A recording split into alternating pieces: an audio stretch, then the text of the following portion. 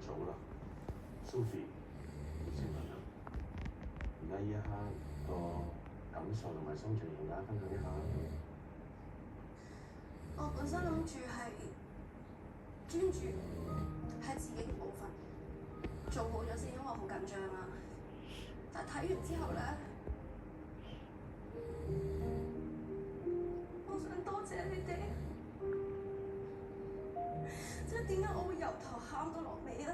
係因為我陪住你哋經歷成程啦，跟住你哋都陪住我經歷咗成程。我係好信任你哋，我先可以咁做自己咯。係，你哋令我好舒服。可能換轉其他人，我未必咁 free 咯。係，多謝你哋。嚟到最後一組，我有請 G.M.、Patty。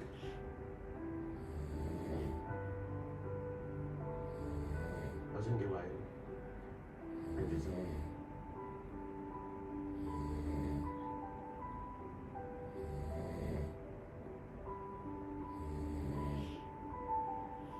首先有請 Eddie 講你嘅最後部分。我真係唔係一個好叻講嘢嘅人，呢一刻都係啦。其實我個腦都係有少少空白嘅。我會用我打波嘅一啲例子嚟做參考嘅。就係咧，我打過好多比賽，我都知，就算有好多比賽你幾努力咧，其實都唔係你控制範圍之內。有啲嘢唔係努力就一定有結果。咁但係我好開心就係我能夠 enjoy 到成個過程。我可以見到你之後，我揾翻一啲我對戀愛嘅一啲嘅衝動，做啲好傻嘅嘢。呢一刻開心，我覺得有意義，就已經好開心啦。最後幾句就係唔好成日唔記得電話。第二就係我希望你做呢個選擇嘅時候可以輕鬆啲，唔使咁理性嘅。你個心入邊，你腦入邊第一個人出現嗰個就係嗰個啦，所以唔好俾太大壓力自己。咁我想佢放鬆啲，我都想對自己跟隨自己嗰份衝動，如果唔想傷害你，我就同佢講你隨心。Eddie 俾我感覺係佢反而係安撫緊我咯，佢到最尾都係好溫柔。G.M. 到你啦 Sophie， 我哋溜冰嘅時候咧，你問我一條問題嘅，咁你就話，如果頭先係最後一次約會，咁我會同你講咩咧？咁當時咧我就靜咗成分鐘嘅，因為我稍微幻想下咧，我就空白一片啦。我唔想我生活冇咗你，咁但係如果你問我每次約會，我會同你講啲咩咧？我可以好肯定咁講，你轉身嘅話，俾個機會我同你講。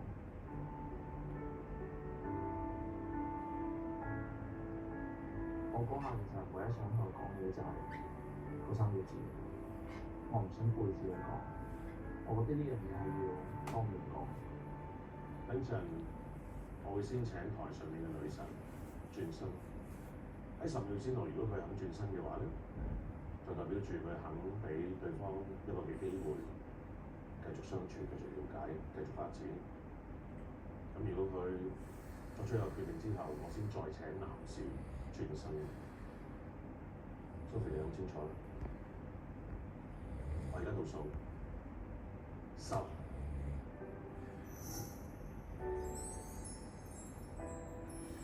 女神 Sophie， 請你作出你最後嘅選擇，行過去你心儀嗰個男士嘅後面。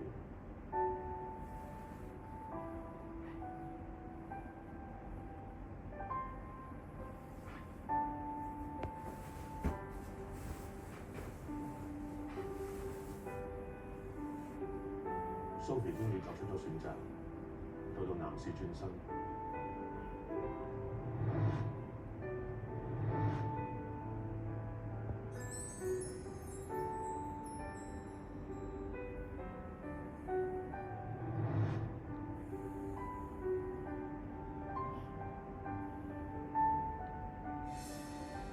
意思係一點，你唔能夠俾佢成功，你可以離開。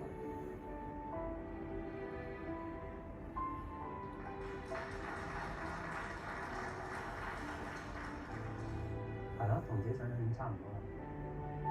我覺得贏輸呢一刻已經唔係重要，最重要係我呢段時間我係真心，我係到最後一刻我都係覺得我冇揀錯人。因為我知道佢已經送上咗祝福俾我，亦都大方去接受咗呢個結果。我多謝佢，我覺得佢最後都係優雅咁離開。Sophie，有啲咩説話同朱茵講？我記得咧開集嘅時候，我同你講咗句，我唔需要嗰5秒啦，我唔需要嗰5秒啦。由開集嗰刻，我已經揀咗啦。咁所以咧，頭先我轉身嘅時候咧，想用最快嘅速度轉向你，因為我想話俾你聽，我都唔需要嗰10秒。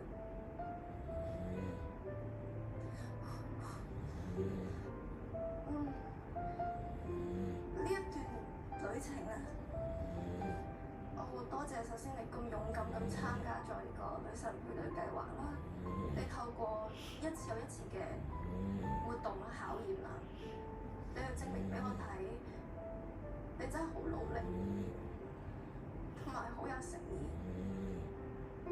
之前我可能有猶豫，但係頭先我轉身嘅時候，我想話俾你聽，我唔會再猶豫啦。喺溜冰場可能係我哋喺呢個節目入邊嘅最後一個約會，但我希望嚟緊嘅人生入面，我同你會有好多好多其他嘅約會，好唔好啊？梗係好啦。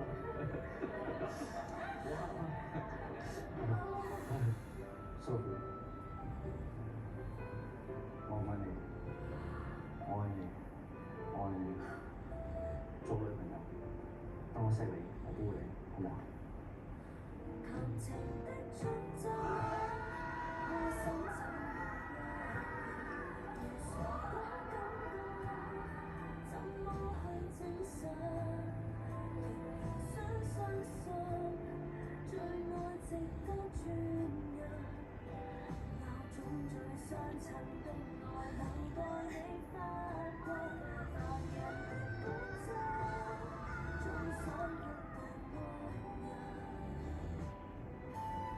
佢嗰下嘅感覺咧，就好有感覺咯。跟住係唔想停嘅，突然間醒起咧，隔離好似好多人望住。